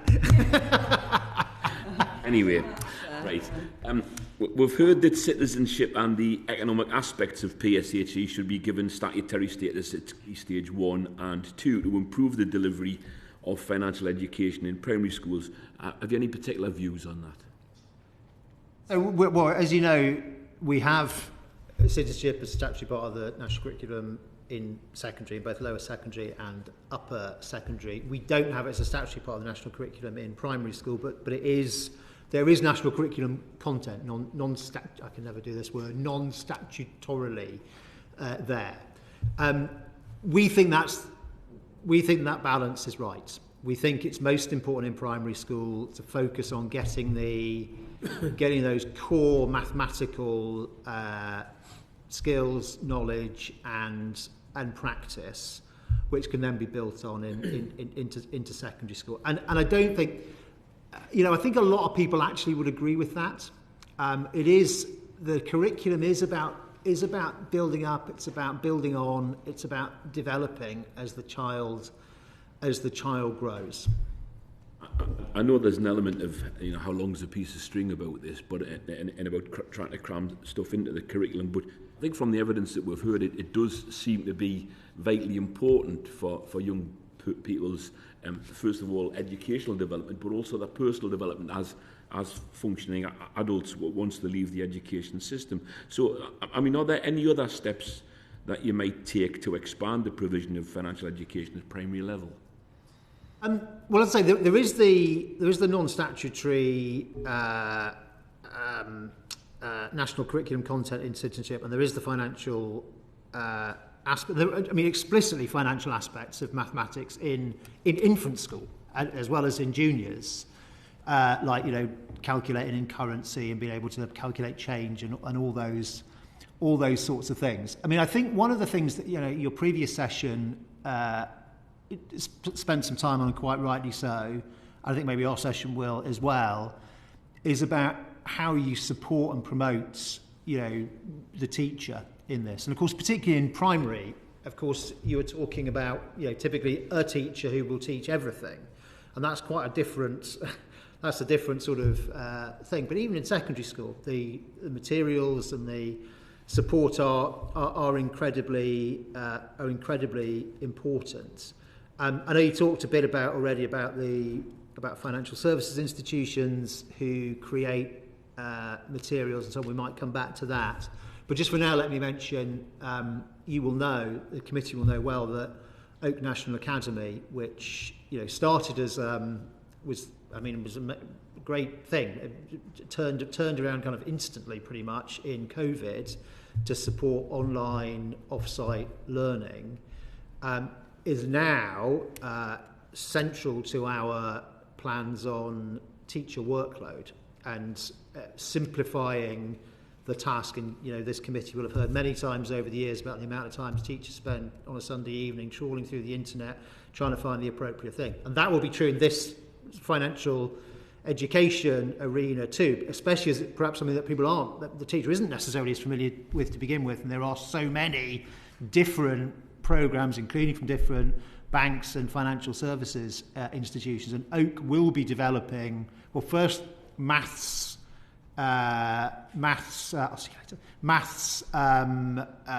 content, but also citizenship content, and that will be hopefully will shorten the time that it takes to find high quality material, because that obviously is highly certified, high quality teaching support. So you think in terms of the amount of financial education within the maths curriculum, you think the balance is currently about right, or would you look at that again? Ian, we will look at your committee's report, obviously, and we always take, as I hope you know, we always take very seriously what this committee says. It's a very thoughtful and reflective committee, and diligent, and doesn't jump to conclusions or make points for the sake of it. We will look at that very carefully. As things stand, to be clear, I'm content with where we are on the maths curriculum. I do think there's a further opportunity. As I say, with making sure that simplifying the process of teacher finding the best materials to support some of these areas of teaching.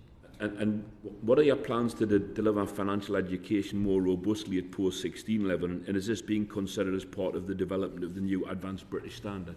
Yeah, really important question. I mean, the short answer is yes.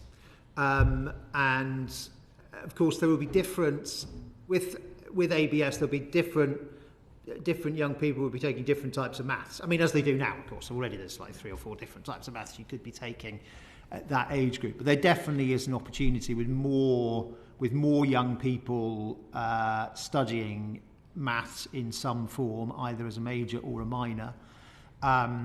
There's more opportunity to do that. And I think there's a good argument as well that says, obviously a lot of young people age 18 are going to be moving, not just leaving home, but moving from their home area to go to another part of the country and doing like serious budgeting for the first time. They may have done budgeting before, but the sort of budgeting that involves high risks if you're not paying rent or something like that. And I do think there is a strong argument for saying there's more perhaps that can be done in that area.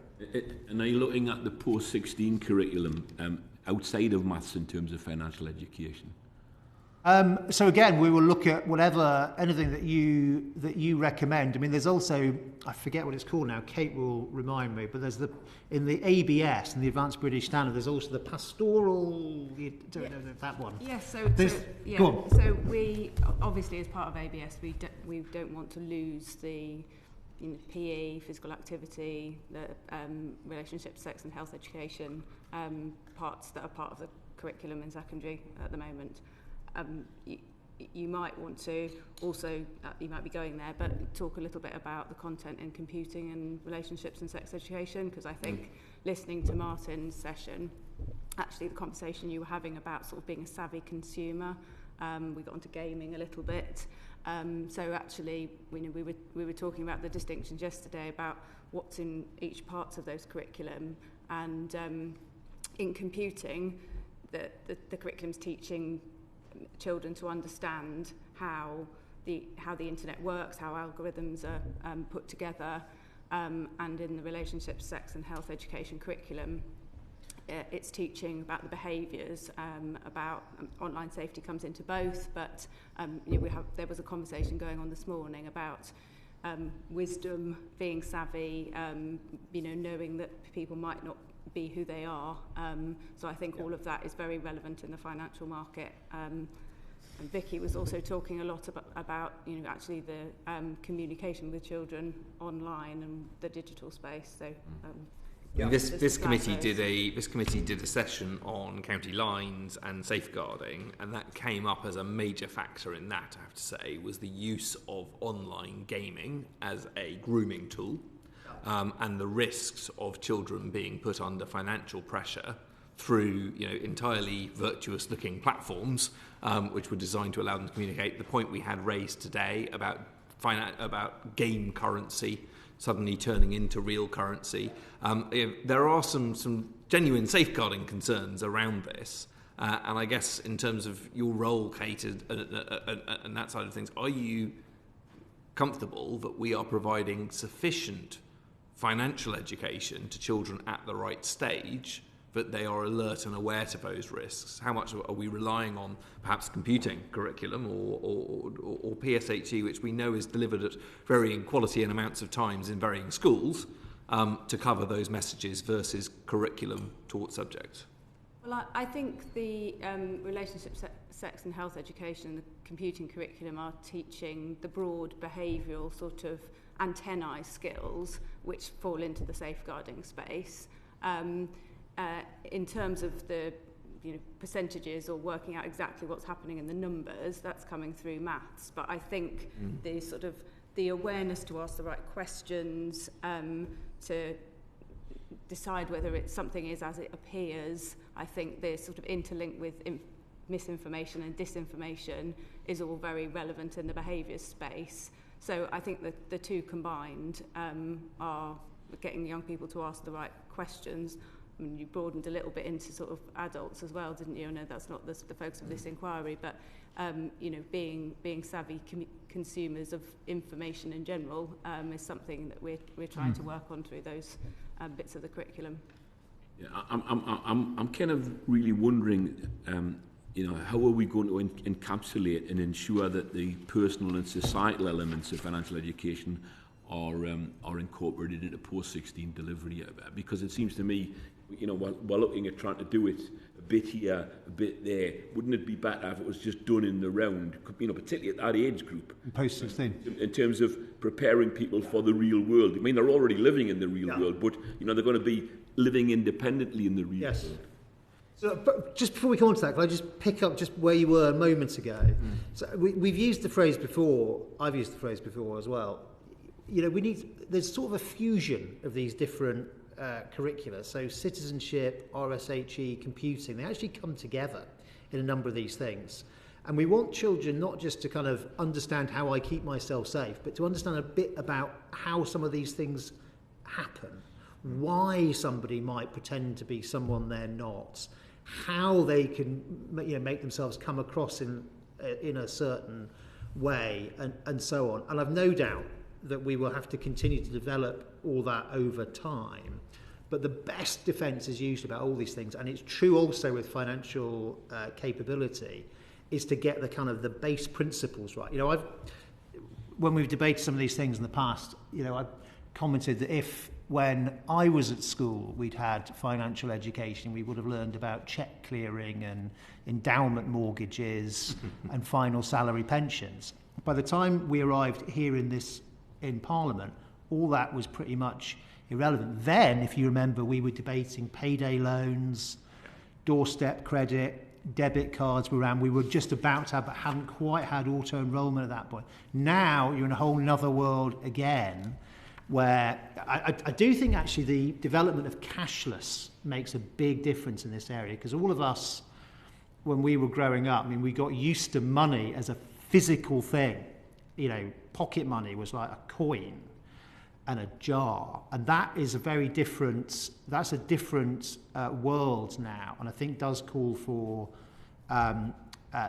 more focus. But again, it does, I think, highlight that the more you can focus on the sort of principles and the general kind of good advice for life, rather than learning the specifics about particular financial products, the better. Sorry, I wasn't trying to dodge Ian's question about post-16. In short, yes, and I might let Kate come in on it as well. But that's why we have explicitly in the, what is at this stage still the broad design of the ABS, and obviously it will develop, but explicitly we are talking right from the start about the necessity of having that pastoral element. Yes, whatever you say in your report is very helpful, because everyone's always fighting for space in the curriculum, aren't they? We'll see how important you think it is when we get the response.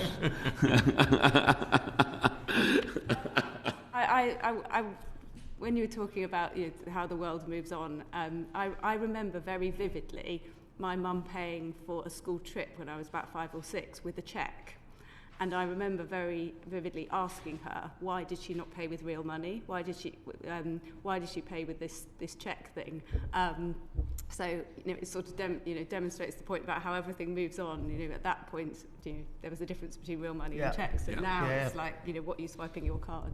It's an interesting point, and of course, the point you've made about changes in money and the way you work was one of the arguments for moving away from teaching everybody IT and to focusing on computing in the curriculum. The other shift that took place as a result of that, though, was a much greater degree of specialism, with the people who study computing being a much smaller subset of people in schools than the people who study IT. Given that these issues are so pervasive, and certainly what we've been hearing in our screen time inquiry, something that confront every child during their teenage life, let alone their adult life, actually, is there not an argument that that needs to be more universal? What you are teaching through the computing curriculum, but is only being taught to quite a small set of people who've pursued computing GCSE. Except the computing, so we must distinguish the computing curriculum from GCSE computer science.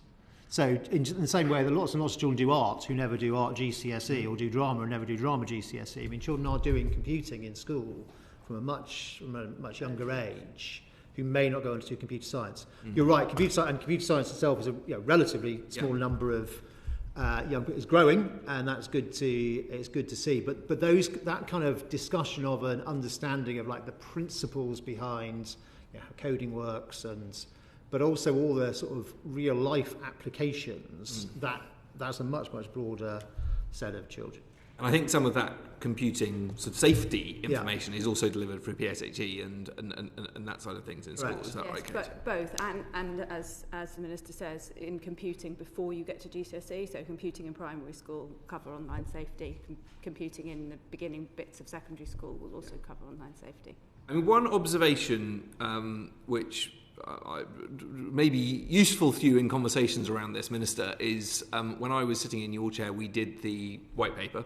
As part of that white paper, we committed not to rewrite the curriculum and to look at that.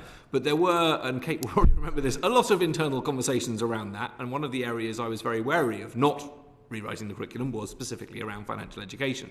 And there was wording put into the white paper at the time. I can't remember whether it made the final draft, but specifically left space for enrichment of the existing curriculum. And that was specifically with regard, in my mind, writing it at the time, to financial education and some other areas which I reckon could benefit with enrichment. I would just point that out. I think it is important because obviously whilst I accept the basic premise that you will always be, and any minister for schools is always going to be under immense pressure to put extra things into a curriculum, and there is a good reason to not rewrite it every few years.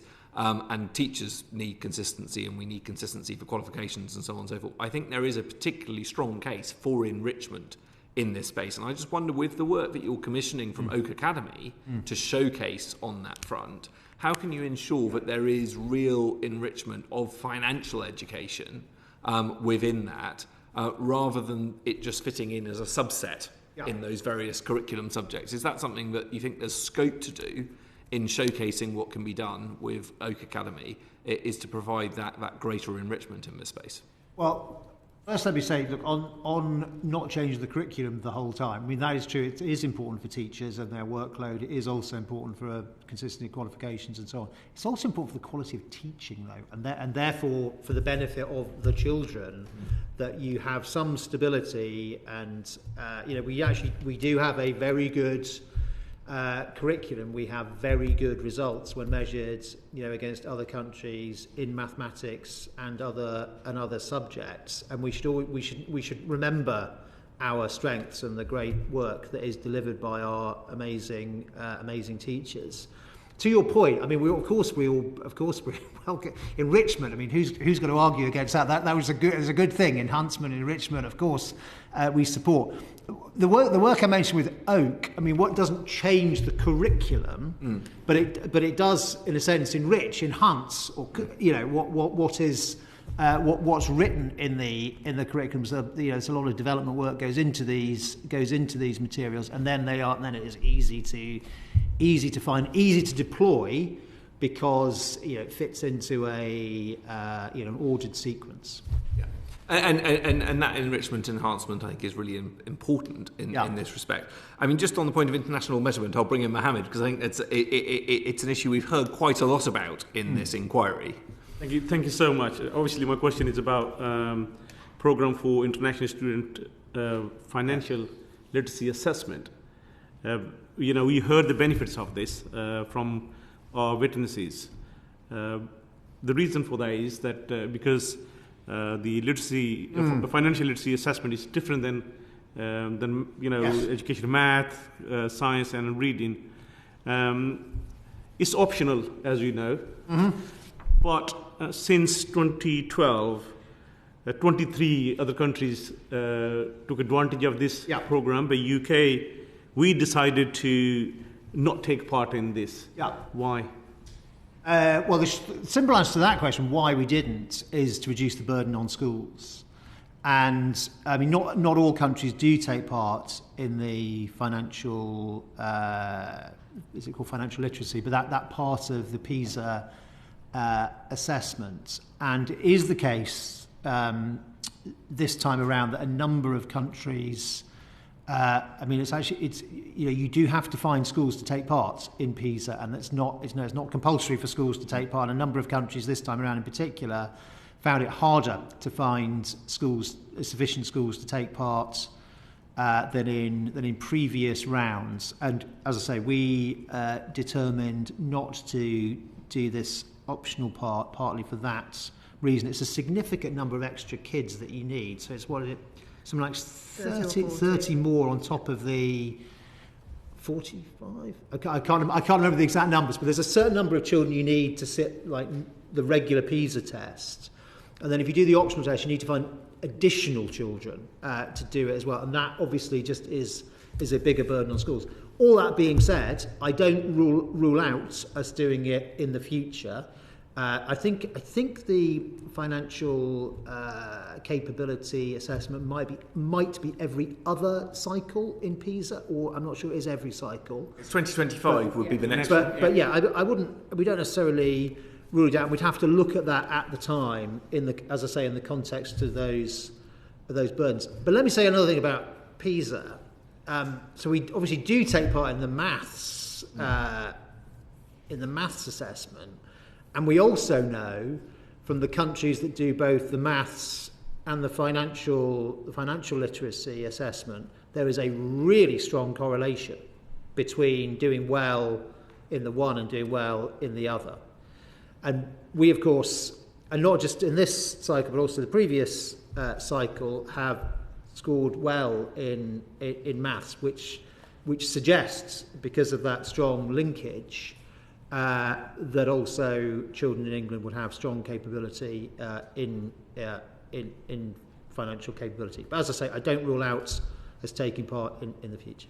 You're not committing at the moment? You're not committing it at the moment?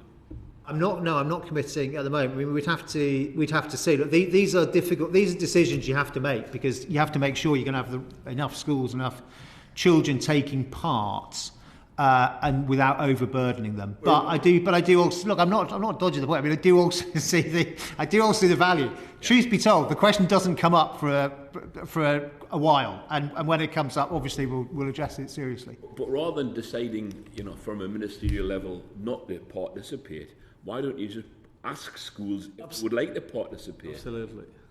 Well,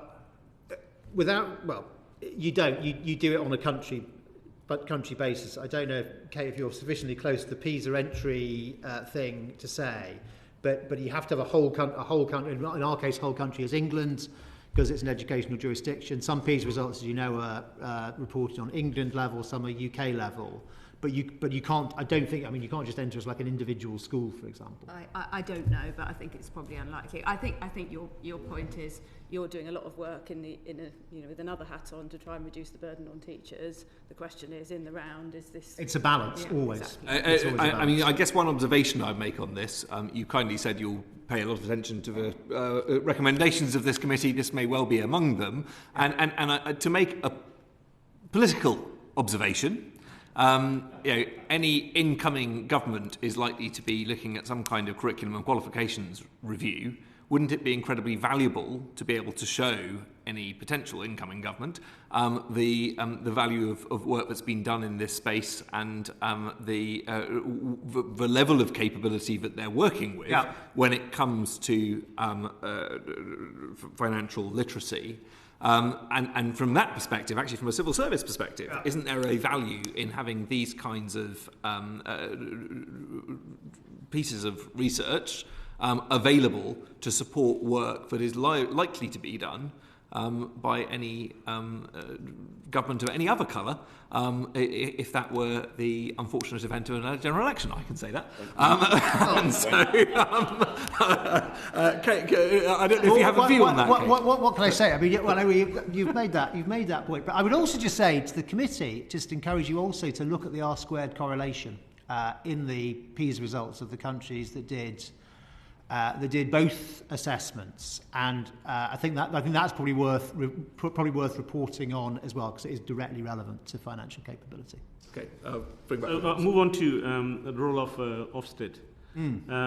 Does the fact that financial education is not a separate curriculum subject in its own right, how will it affect Ofsted when they come to examine it? So look, I mean, like the number of meetings that your chairman will have dealt with when he was schools minister, people who want to add things into the curriculum. I mean, the second longest queue is the people who want to add things onto the Ofsted inspection. I mean, I'm sounding slightly flippant, but it actually just is true. Everybody wants to add everything into as a specific criterion, specific element of inspection, and what we do with Ofsted, what Ofsted do, is they assess the school in the round, and we have quite a high level of autonomy for schools, including things like setting curriculum and timetable time and all the rest of it. But they need to be able to demonstrate the high quality of education and the breadth of the curriculum, and how they're supporting children's personal development. And financial education touches on all those things without having to be a separate sort of evaluation category. Will the department do anything? Will the department review how financial education is being inspected by Ofsted? Well, Ofsted are themselves, frequently thinking about what it is they inspect and how they inspect. As you may know, there's an exercise be going on shortly through Ofsted, listening to views on that whole system. No doubt this committee will be discussing that. And so, I mean, specifically on the question of, if you're inviting me to say, do I think financial education should be a specific line item on Ofsted reports, I'm not saying that. I'm not saying that today. No. Yeah, I mean, one thing I observe is, having given evidence to the House of Lords inquiry when they looked into citizenship education, there was huge frustration both from the House of Lords and from the citizenship teachers and associations at the time, that they felt that the evidence that they had from Ofsted miscategorised what they saw as the teaching of a subject for a small element of personal development. And that was something back then, and this was a couple of years ago, admittedly, but it was something that caused enormous frustration and resentment amongst that part of the profession. I think there is a specific challenge here with the fact, as you've said, very neatly illustrated, that it does fall between various different stools. And I think it comes back to the point that Flick was making, that Martin was making to us, about the need for coordination and the need for support in this. One of the things, just listening to both this session and the previous sessions, that has struck me is there's a lot of read across here to the work that we did and that the department has been doing on careers education advice and guidance, and the coordinating role that we have encouraged and supported in schools around that could be married up to some degree of coordination when it comes to that financial education and looking across the curricular and extracurricular aspects of that. Can you envisage a way of engaging with that and supporting that?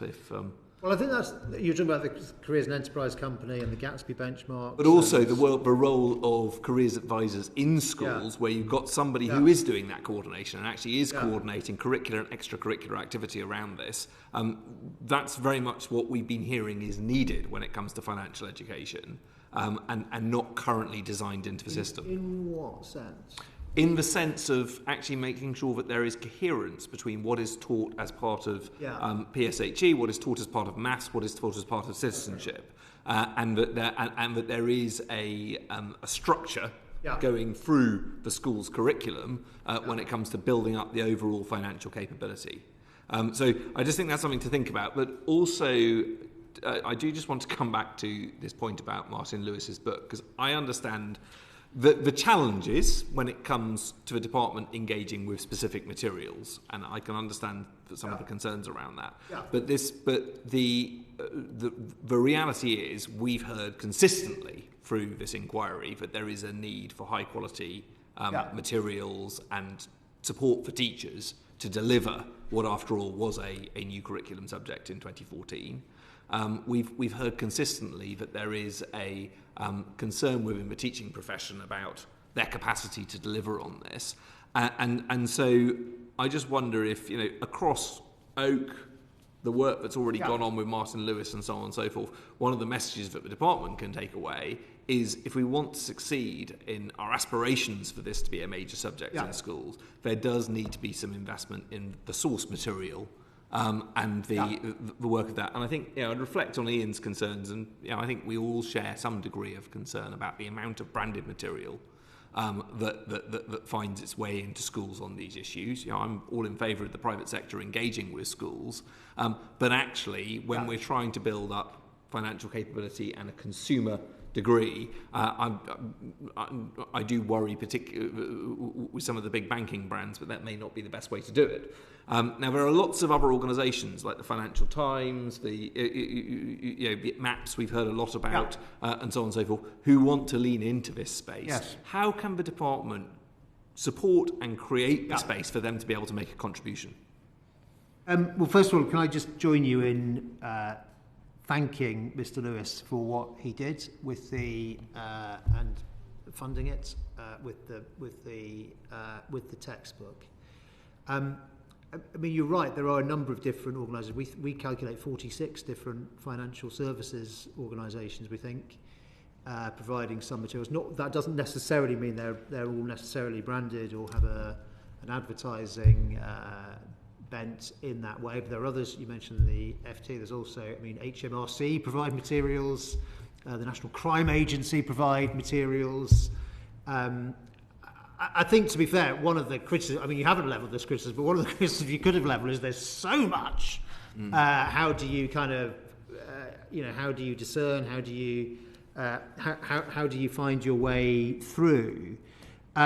We did hear at the end of the last session, of course, about MAPS and their quality mark, which I think is a really important part of that. Both certifying the products, and also we were hearing that, of course, that is also defence against the branding and marketing aspects that Mr. Mearns was talking about. We don't, as you know, Ron, we don't, for any subject, there isn't a national maths book, there isn't a national history textbook, and there never has been.